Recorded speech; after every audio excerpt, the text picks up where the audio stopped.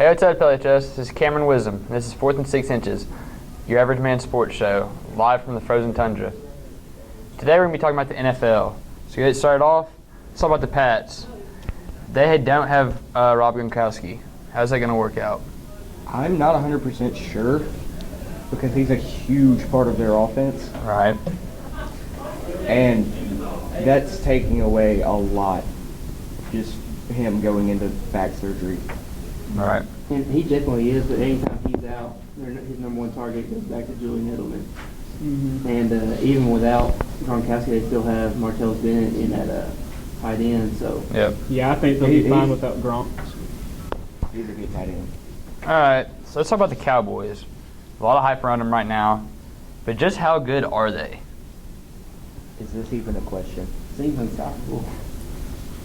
I mean, do y'all really think that they are I mean, team? they have the best offensive line in any form of football. Their defense is kind of questionable, though. It is, but they held against the Vikings last night. Yeah, that's true. 15 points. Even though they did smack Sam Bradford in the face. They did do that. And the refs completely missed that one. But I think they'll make it to the Super Bowl, though, honestly. They do have a challenge in the 8-3 Giants, though. Yeah. That's who beat him the first week. Yeah. Don't they play here in a couple weeks? I believe so. But since then, they've That's been going to on be a interesting. 10-game winning streak. That'll be tough to stop. Yeah, they're pretty hot right now. all right, so let's preview Houston and Green Bay, and the effect on this, or the effect of this game on the Titans. It's huge. If the Titans are a half game back in the AFC South, so if Indianapolis loses to, I think they have the Jets, and if Houston loses, that puts the Titans tied with the Texans for first place in the division. What do you think? Who do you think is going to win that game, Green Bay or Houston?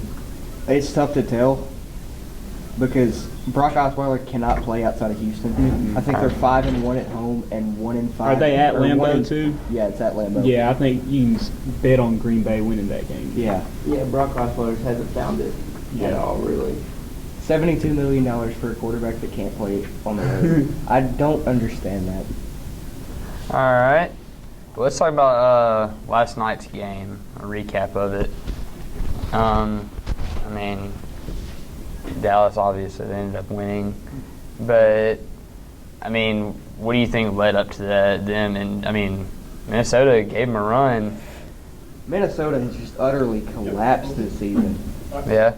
Didn't they start 5-0? Went from the best Yep. defense to about subpar. Mm-hmm. Right. And I think it really started when Teddy Bridgewater got hurt. Mm-hmm. Sam Bradford looked good for the first few weeks, but now he looks like Sam Bradford. All right. Yeah, I never expected anything great to come from Sam Bradford. And they don't have the running game they used to with Adrian Peterson. No, and Matt Asiata and Jarrett McKinnon, they do the best they can, but there's not a whole lot they can do with that. They're line. not good. Matt Asiata's a glorified fullback. All right, let's talk about the AFC. Check out the pretenders and the contenders. Who do y'all have as the contenders of the AFC right now? Contender?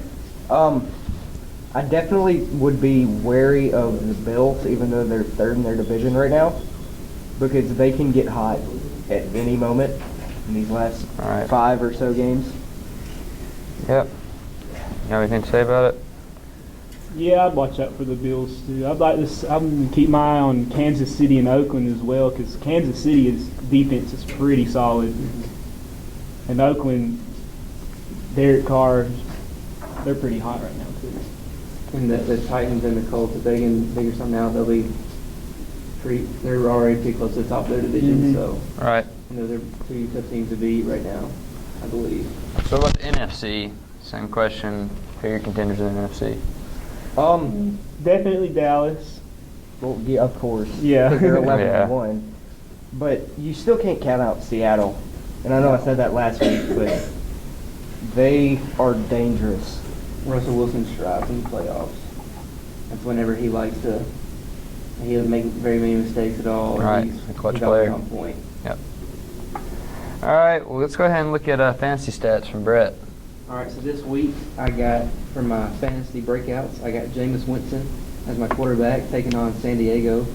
in that defense. My running back, I got Carlos Hyde going up against the awful Chicago run defense. And then Doug Baldwin as a wide receiver. They play Carolina Sunday night. They haven't found it all this week. The secondary hasn't. And then my flex, I think I'm going to go Theo Riddick.